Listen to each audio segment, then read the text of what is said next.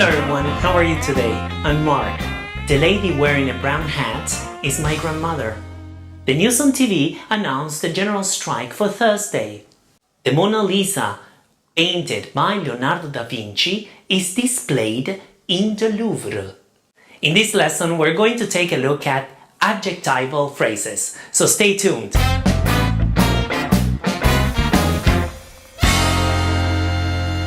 That's right, adjectival phrases. How can we describe a noun? Well, a noun can be described using an adjective, obviously. So like in a white house, or tall boy, or wooden shack. If you want to watch a lesson on adjectives, you may click here. So, we can also describe a noun using relative clauses. For example, the man who called me, etc., etc. So, relative clauses, what are they? If you want to watch a lesson on relative clauses, you may click here. And to describe a noun, we can also use adjectival phrases. And adjectival phrases are phrases whose main word is an adjective, obviously. So the first group. So adjectival phrases using the present participle plus an object or adverbial.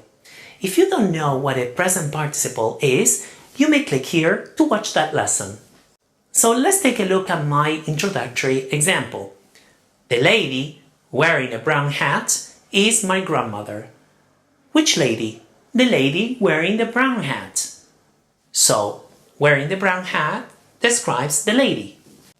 Let's take a look at another example. In my dream, I entered a restroom smelling of jasmine.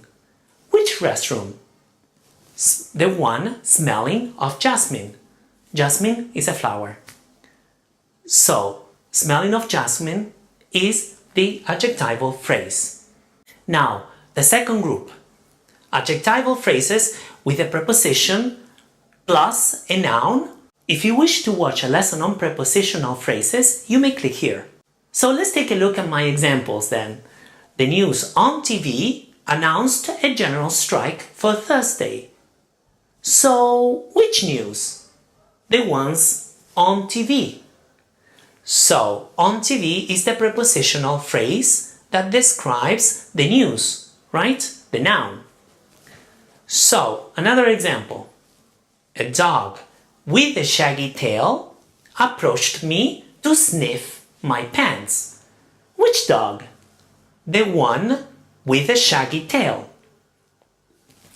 So it describes the dog. So with a shaggy tail is a prepositional phrase that describes the dog, right? So let's take a look at my third group. Adjectival phrases with a past participle plus agent or adverbial. Like in my example then, the Mona Lisa, painted by Leonardo da Vinci, is displayed in the Louvre. So we have painted by Leonardo da Vinci. Painted is the past participle of paint, and it describes the Mona Lisa. It's more information about a noun, about the Mona Lisa. Let's take a look at another example then. The tomb discovered last week became of relevance after its official announcing. So we have discovered, which is a past participle, and then plus agent or adverbial, no? Last week. So it describes the tomb. So the tomb discovered last week became of relevance after its official announcing. Now, we have other types also. For example, the final exams were unbelievably difficult. So the final exams were unbelievably difficult. So we have an adverb, unbelievably, and then an adjective. Then let's take a look at another example. I was extremely delighted to see you making progress in English. So extremely here is the adverb and delighted is the adjective, right? We can also use superlative or comparative adjectives in adjectival phrases. So let's take a look at my example.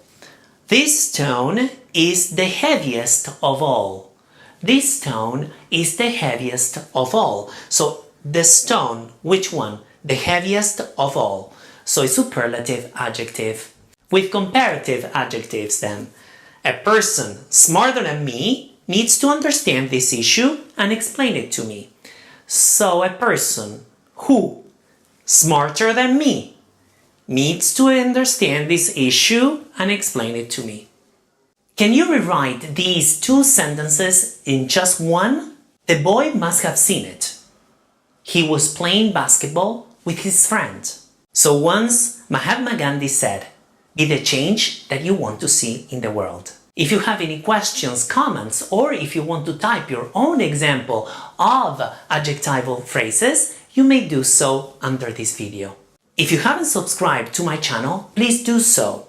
If you want to share the lesson, I would really appreciate it. Having said that, thank you very much for watching. Have a great day and see you next week with a new English lesson. Take care. Bye bye.